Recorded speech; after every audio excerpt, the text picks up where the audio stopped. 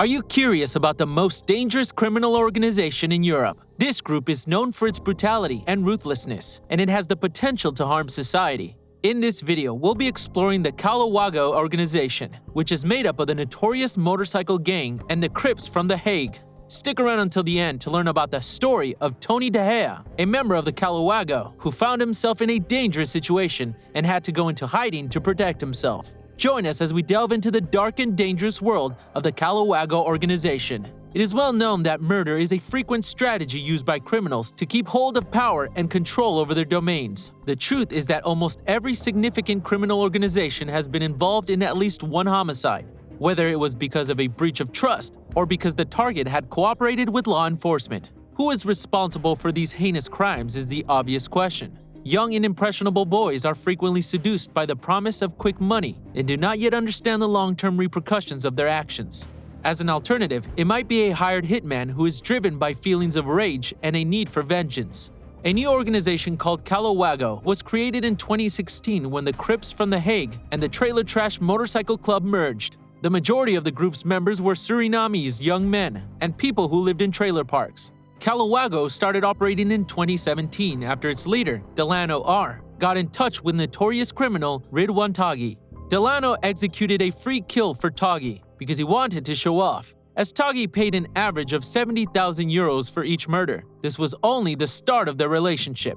These two organizations came together to form a new criminal organization that has the potential to seriously harm society. The degree of brutality and ruthlessness present in this group is evidence from Delano's desire to establish himself and his readiness to carry out murder for hire.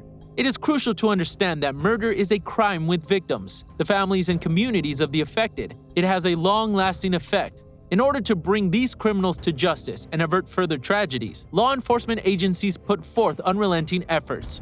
In the parking lot of Brooklyn, Geir Wessels fell victim to a brutal murder committed by the notorious motorcycle gang, Calawago. Jair, as he was also known, was well known to the police and had a reputation for leading an opulent life in Spain.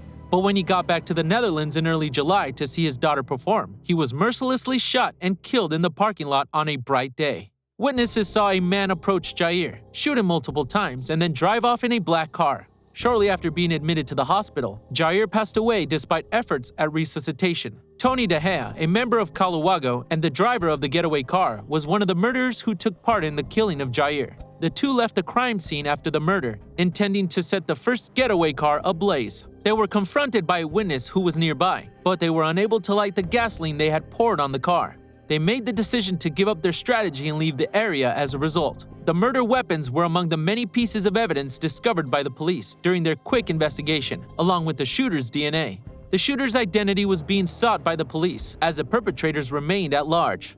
Delano, leader of the Calawago, persisted despite this and even ordered his men to carry out another murder. Jair's horrific murder shocked the Netherlands and brought attention to the risky activities of motorcycle gangs. The case of Jair's murder was left open in the hopes of one day bringing the killers to justice, as the authorities stepped up their efforts to take out these criminal gangs. When Tony De Gea, a Turkish-Dutch drug dealer, and Michelle K. were told to carry out yet another murder, Tony De Gea was put in a difficult situation. This time, Ziki, a car dealer who also dealt drugs, was their intended victim. Tony was wary of the task because his previous business dealings with Ziki had not gone well, but he was instructed to get in touch with him before the deal could be finalized. It turned out that Tony's father, who ran a car wash, was friends with Ziki. Tony was aware of this, but instead of telling Ziki the truth, he made the appointment by pretending to be his father. Tony thought he had finished his task when he snapped a photo during the meeting and sent it to Delano. He later discovered, though, that Ziki had to die due to the stolen batch of drugs, and he had been given the go-ahead to commit the murder.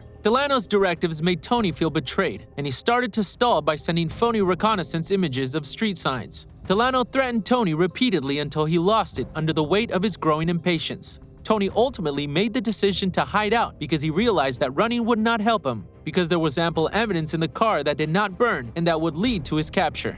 When it was discovered that Tony's father belonged to Calawago, a criminal organization, the already dangerous situation became more complicated and dangerous. Ultimately, Tony decided to take matters into his own hands and seek safety in hiding because he was reluctant to carry out the murder. In conclusion, Tony was in a difficult situation when he was told to carry out another murder because of his involvement in the drug trade and his fidelity to his father. He was forced to hide to protect himself after his hesitation and subsequent stalling with Delano turned into a dangerous game of cat and mouse. Tony was shocked to learn that Zeki had been shot dead in Rotterdam while he was sitting in his car while he was hiding in Spain.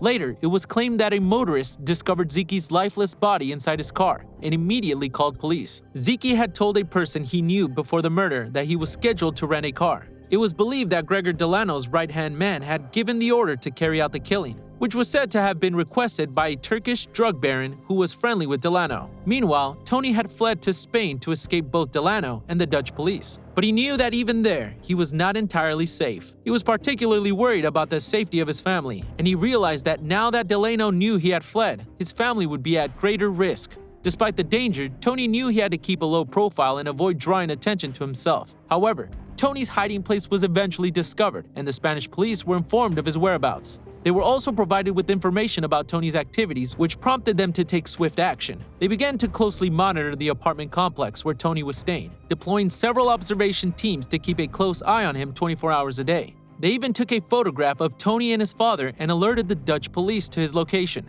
Despite the constant surveillance, Tony remained determined to keep himself and his family safe. He knew that he could not let his guard down for even a moment, and he remained vigilant at all times. As the investigation into Zeki's murder continued, Tony realized that he was still in great danger, and he knew that he would need to be extremely careful if he hoped to avoid being caught and brought to justice. The Spanish police took Tony into custody, utilizing a special unit in case a dangerous confrontation ensued. Soon after, Dutch police took Tony for questioning. Unlike most criminals, Tony provided a full statement, confessing to his actions, how they occurred, and even identifying the Cobra betrayer. This confession surprised police, who were not expecting it. However, Tony's confession did not absolve him of his crimes, and he was still suspected of Jair's murder. Tony, feeling guilty about the two murders, decided to cooperate with the authorities and provide information about the Calawago organization.